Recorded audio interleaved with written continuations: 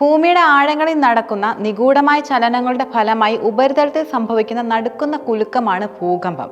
ഒരു നിമിഷം കൊണ്ട് നാടിനെയും നഗരത്തെയും തകർത്തെറിയാൻ ശേഷിയുള്ള ഈ പ്രകൃതി ദുരന്തം മനുഷ്യനെ അവന്റെ നിസ്സഹായതയെക്കുറിച്ച് ഓർമ്മിപ്പിക്കുന്നു. സമീപകാലത്ത് ലോകത്തിന്റെ വിവിധ ഭാഗങ്ങളിൽ, പ്രത്യേകിച്ചും തെക്കേ അമേരിക്കയിലും ഇന്തോനേഷ്യയിലും റഷ്യയിലും ഉണ്ടായ ശക്തമായ ഭൂകമ്പങ്ങൾ ഈ ഭീതിക്ക് ആക്കം കൂട്ടുന്നുണ്ട്. ശാസ്ത്രം ഇത്രയേറെ പുരോഗമിച്ചിട്ടും ഭൂകമ്പങ്ങൾ എപ്പോൾ എവിടെ സംഭവിക്കുമെന്ന് കൃത്യമായി പ്രവചിക്കാൻ ഇന്നും നമുക്ക് കഴിഞ്ഞിട്ടില്ല. ഭൂകമ്പങ്ങളുടെ കാരണം മനസ്സിലാക്കാൻ ഭൂമിയുടെ ഘടനയെക്കുറിച്ചും അറിയണം. നമ്മുടെ ഭൂമിയുടെ പുറംപാളി വലിയ പാറക്കഷ്ണങ്ങളാൽ നിർമ്മിതമാണ്. ഇവയെ ടെക്ടോണിക് പ്ലേറ്റുകൾ എന്നാണ് വിളിക്കുന്നത്. ഈ പ്ലേറ്റുകൾ നിരന്തരമായി ചലിച്ചുകൊണ്ടിരിക്കുന്നു. ഈ ചലനം 3 തരത്തിലാകാം. കൺവെർജന്റ് ബൗണ്ടറികൾ, 2 പ്ലേറ്റുകൾ പരസ്പരം കൂട്ടിയിടിക്കുക. ഇങ്ങനെ സംഭവിക്കുമ്പോൾ ഒരു പ്ലേറ്റ് മറ്റൊന്നിലേക്ക് താഴേക്ക് തെന്നി നീങ്ങുന്നു. ഡൈവർജന്റ് ബൗണ്ടറികൾ എന്നാൽ പ്ലേറ്റുകൾ പരസ്പരം അകന്നു മാറുന്നതാണ്.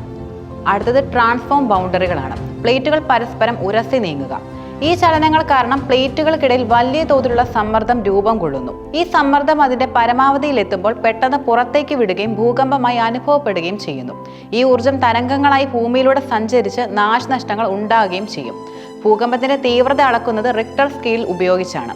ഒരു വർഷം ലോകമെമ്പാടും രേഖപ്പെടുത്തിയ ഭൂകമ്പങ്ങൾ ഭീതിജനകമാണ്.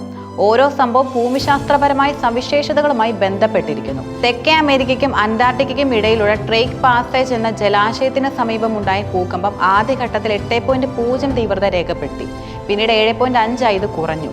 വലിയ സുനാമി ഭീഷണിക്ക് ഇത് കാരണമായെങ്കിലും ഭാഗ്യവശാൽ നാശനഷ്ടങ്ങൾ ഉണ്ടായില്ല. ഈ പ്രദേശം പസഫിക് റിംഗ് ഓഫ് ഫയർ എന്നറിയപ്പെടുന്ന ഭൗമശാസ്ത്രപരമായി വളരെ സജീവമായ മേഖലയ്ക്ക് പുറത്താണ് സ്ഥിതി ചെയ്യുന്നത്.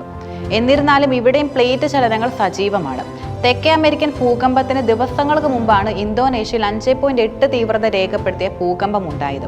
29 പേർക്ക് പരിക്കേറ്റ ഈ സംഭവം പസഫിക് റിംഗ് ഓഫ് ഫയറിന്റെ ഭാഗമായ ഇന്തോനേഷ്യയുടെ സ്ഥിര ഭൂകമ്പ മേഖലയിൽ ഒന്നുകൂടിയാണ്.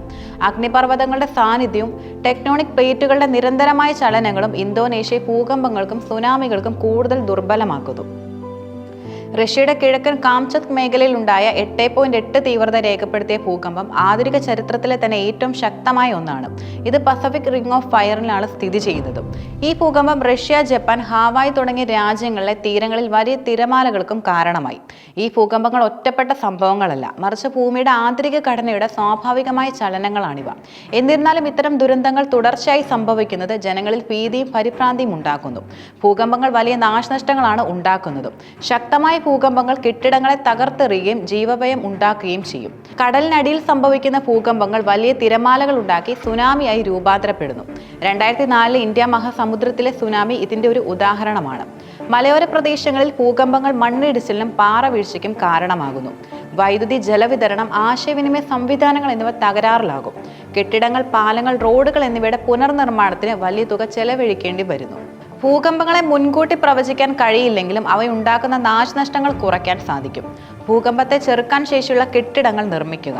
ജപ്പാൻ പോലുള്ള രാജ്യങ്ങൾ ഭൂകമ്പ പ്രതിരോധ സാങ്കേതിക വിദ്യകൾ വ്യാപകമായി ഉപയോഗിക്കുന്നുണ്ട്. ഭൂകമ്പം ഉണ്ടാകുമ്പോൾ ചെയ്യേണ്ട കാര്യങ്ങളെക്കുറിച്ച് പൊതുജനങ്ങൾക്ക് പരിശീലനം നൽകുക. Drop, cover and hold on എന്ന തത്വം ഇതിൽ പ്രധാനപ്പെട്ടതാണ്. രക്ഷാപ്രവർത്തനങ്ങൾക്കും ദുരിതാശ്വാസ പ്രവർത്തനങ്ങൾക്കും സജ്ജമായ സേനകളെ ഒരുക്കണം.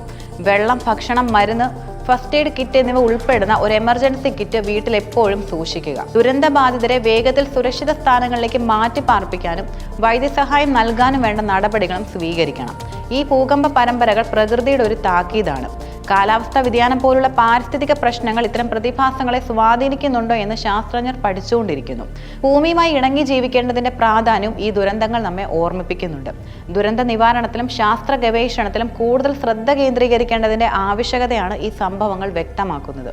പ്രകൃതിയുടെ ഈ താക്കീതുകൾ ഭാവിയിലെ ദുരന്തങ്ങളെ നേരിടാൻ നാം കൂടുതൽ തയ്യാറെടുക്കേണ്ടതിന്റെ ആവശ്യകതയാണ് ഓർമ്മിപ്പിക്കുന്നു.